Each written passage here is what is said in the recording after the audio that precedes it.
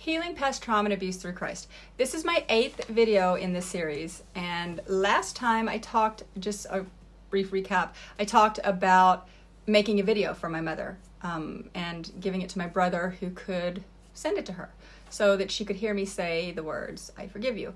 And at the time that I made the video, I didn't feel like I wanted to make the video. I just really didn't want to do it. But God was telling me to do it, and he told me how to do it. So I'm like, well, this is definitely God talking to me. So I did it, and, and it was kind of, I was not engaged in it. It was very monotone. If I were watching that video, probably I'd think that I didn't really mean it. And, and at the time I didn't mean it. But that was part of my step, right? And again, this is just my step, my journey to healing. And how I got to where I am now, and everybody's different, everybody's story is different, everybody's trauma is different. But the underlying thing here is you take it to God, and God's going to tell you what you need to do to get through it.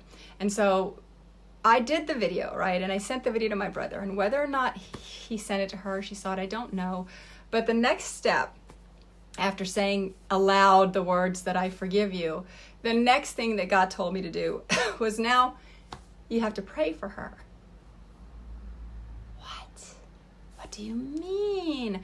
I have to pray good things are going to come to her. I have to pray that you're going to bless my enemy, because at the time, I did view her as an enemy. She was somebody who just destroyed me. And I wasn't through the forgiveness phase yet, right? I was just beginning that. And, as you're going through it, you're not a finished product yet. God is working on you, but he's not finished working on you. He's not gotten you to a place where you can see that progress and you can say, I really do forgive this person. So God tells me, pray for her. Okay. I did. And, and I did one time. And I'm like, sorry, I still have this respiratory thing. And I was like, dear God, I really hope she's doing okay. The end. Now I'm like, no, that's not good enough. I know it's not good enough, but that's how my prayer started, right? And it's okay to start at a place where you're just not quite there, because God's going to get you there. And he did with me. And there are three just real obvious reasons to pray for your enemies or to pray for people who have hurt you. The first one, of course, is always going to be because God told you to do it. God told me to pray, so I'm going to be obedient, and I'm going to pray. And it's really important to stay in obedience with God, because as long as you're doing what he's telling you to do, he's going to get you to where you need to be so that you're in a better place and you can serve him, right? So first reason, of course, is because God tells you to do it. But another reason that I see now looking back that I didn't see at the time is it's really hard to hold on to anger and resentment and all of these negative feelings if you're praying that good things are going to happen to this person, right? So it's really hard. That's a conflict that cannot exist for very long. You cannot genuinely pray, please let good things happen to this person, bless this person, bring this person joy, open this person's eyes. You can't do that for very long without it starting to take on meaning with you. It did with me. I mean, I don't pray for my mother every day. I pray for her often, but I don't pray for her every day. But in this stage, right, I was praying pretty often for her.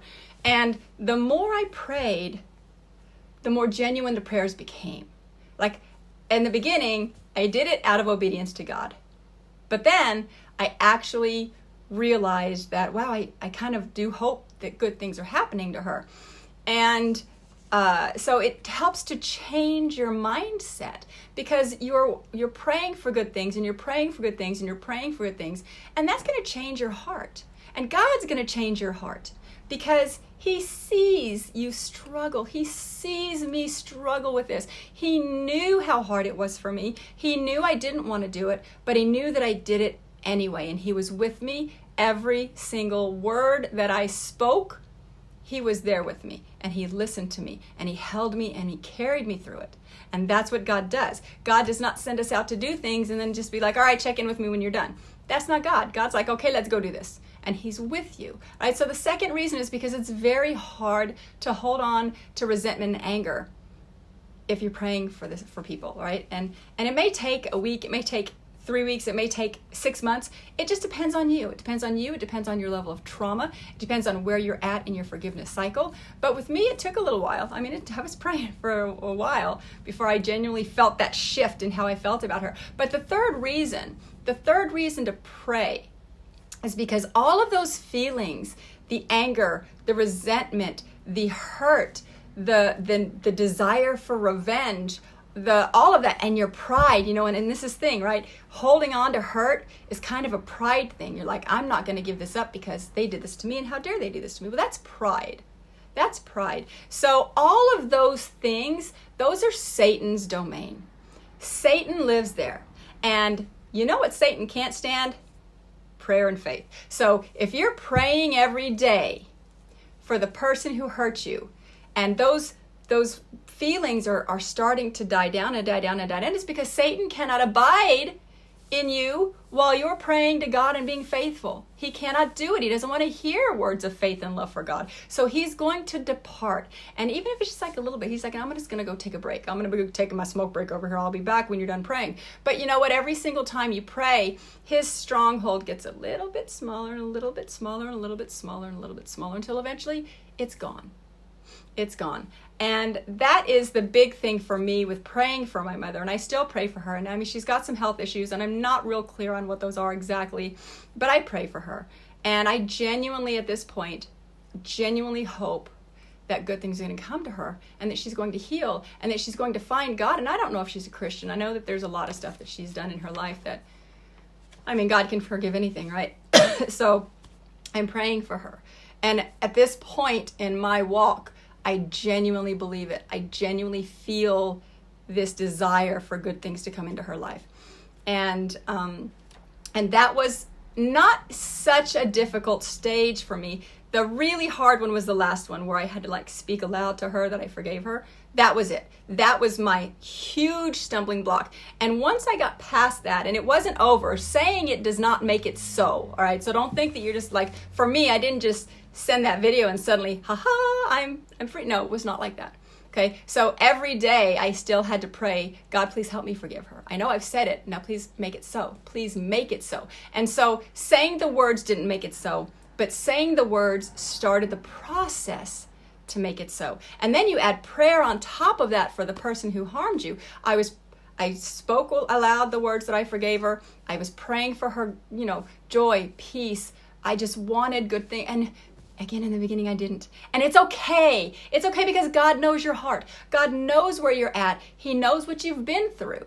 And the fact that you're doing what he's telling you to do that's enough in the beginning. Obedience is all you need in the beginning. The rest of it is going to come. The rest of it will come. And it's not going to come overnight. All right? But it will come. With me, I mean, today, in this day, I am so much better than I was a year and a half, 2 years ago, 5 years ago, 10 years ago. So this is a process, and it's a process that's going to take time. But again, take it to God, be obedient. This step that I'm talking to you about now is praying for your enemies. And they are your enemies, whether you think they're your enemies or not. You're going to view them as an enemy. And the Bible tells us that we have to pray. We must pray for our enemies. Luke, 1 Peter, Romans, all through the Bible, pray for your enemies, pray for your enemies, pray for your enemies. Don't, bless those who curse you. So you can't hold on to negativity. You can't hold on to anger. You can't hold on to resentment if you're praying good things for the person that you're angry or you're resentful toward, right? Those two things conflict with one another, and they cannot exist for very long in the same place. So replace your anger and your resentment with genuine joy and hope for that person. And what that's going to do, for me, what it did is it got Satan out. I took away his stronghold. I took away all of those things he was using to keep me under his thumb. And the more I did it, the more I believed it. And that's it, right? And there's that fake it till you make it. I never really believed that, but it's kind of true. The more you say something, the more you tend to believe it, and the more real it becomes. So don't give up. It's salvation, redemption. Those are out there for everybody, even the people who harmed you. So pray for those things, and God's going to see your obedience, and he's going to see your heart, and he's going to help you, and he's going to lift that from you. And you can do it, and I'm going to be praying for you. Pray for your enemies, pray for those who harmed you, and you'll get through it. God bless you.